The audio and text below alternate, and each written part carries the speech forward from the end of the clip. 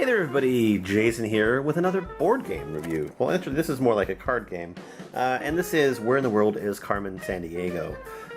If you are anywhere familiar with anything that happened in the early 90s or mid-90s or so, Where in the World is Carmen Sandiego was a kids a kids game show on PBS that basically tasked the kids with playing games that helped them get clues to find out where Carmen Sandiego was.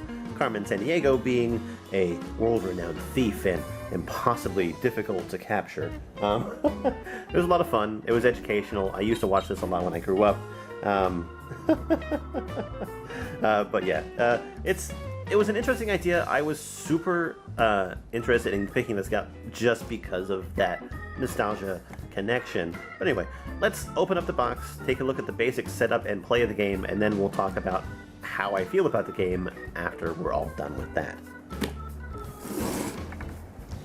Alright, so when you open up the card box, you actually get 3 different sets of cards. You get loot cards, location cards, vial cards. You get a set of pens, 4 total. You get a die, sorry. Then you get your top secret,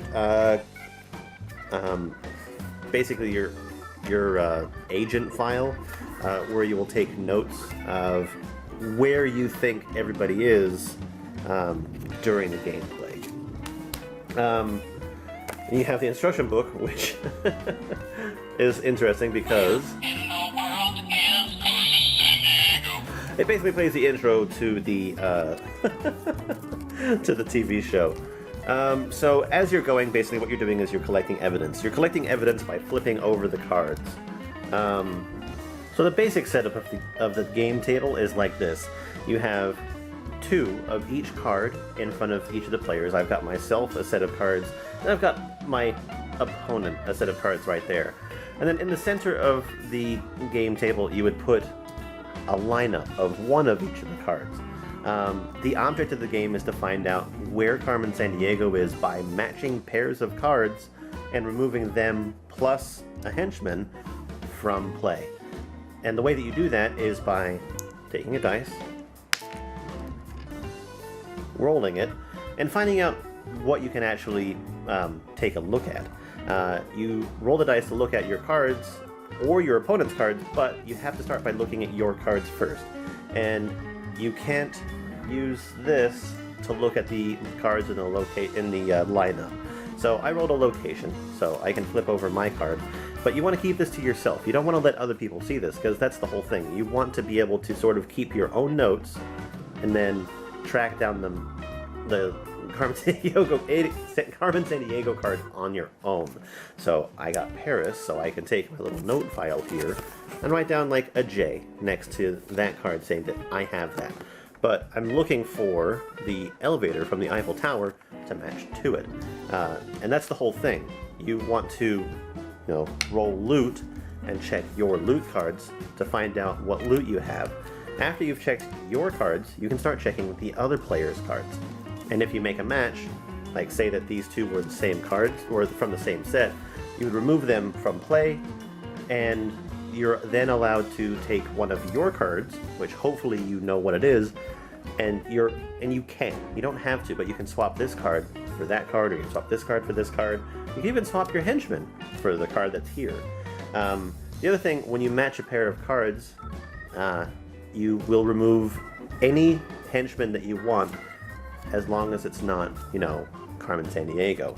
But if you flip Carmen Sandiego, then you actually, the game's just over. It's just done. It is game over. Carmen Sandiego was found way too early, and that's it. And then you would replenish any of the cards that are missing from the draw piles off to the side, which there's a few cards left over. The game's not going to go on forever, which is nice, but that's basically it. And when you actually get to the point where you feel like you can actually find Carmen Sandiego, you would announce, I have a warrant for Carmen Sandiego. And you, at that point in time, would want to have found out what is in people's, piles in front of them. You want to have your notes so that you know what's in here. So you need to be able to match the loot and the location in the lineup and then know which of the henchman cards is Carmen Sandiego.